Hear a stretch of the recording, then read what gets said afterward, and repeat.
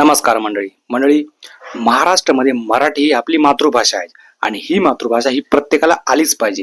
म्हणजे आपल्या राज्यामध्ये जर कोणाला काम करायचं असेल, कोणाला व्यवसाय करायचा असेल तर आपली राज्यभाषा म्हणजे मराठी ही आपल्याला आलीच पाहिजे. किंवा जर बाहेरच्या राज्यामधून लोक आपल्या राज्यामध्ये काम करण्यासाठी, व्यवसाय करण्यासाठी येत असेल तर त्यांना देखील मराठी आलीच पाहिजे. इथे तुमची स्वतंत्र भूमिका चालणार नाहीत. हा जो महाराष्ट्र आहे हा महाराष्ट्र सुसंस्कृत महाराष्ट्र आहे असा सज्जड इशारा महाराष्ट्राचे परिवहन मंत्री प्रताप सरनाईक यांनी रिक्षा, टॅक्सी, ओला, उबर या लोकांना दिलेला आहे. आणि येत्या 28 तारखेला एका बैठकीचं नियोजन करण्यात देखील आहे आणि या बैठकीमध्ये ज्या ज्या शंका उपस्थित आहेत त्या शंकांचं पूर्णपणे नियोजन देखील, सोल्युशन देखील काढण्यात येणार आहेत असं देखील परिवहन मंत्री प्रताप सरनाईक यांनी म्हटलेले आहे.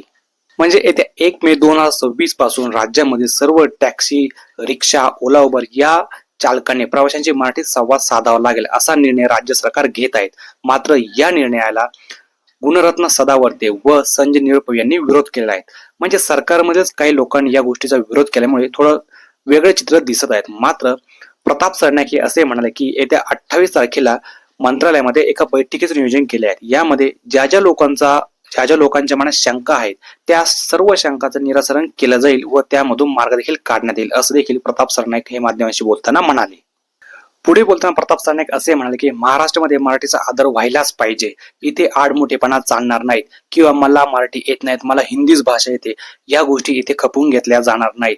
तुम्ही जे लोक टॅक्सी, रिक्षा चालवत आहात त्याचे व्यवस्थित पद्धतीने तुमच्याकडे लायसन आहे का, तुमचा बॅच तपासणी, या सर्व गोष्टींचे आम्ही तंतोतंत पालन करणार आहोत. त्यामुळे इथे कुणाची गय केली जाणार नाही असं देखील प्रताप सरनाईक हे बोलले.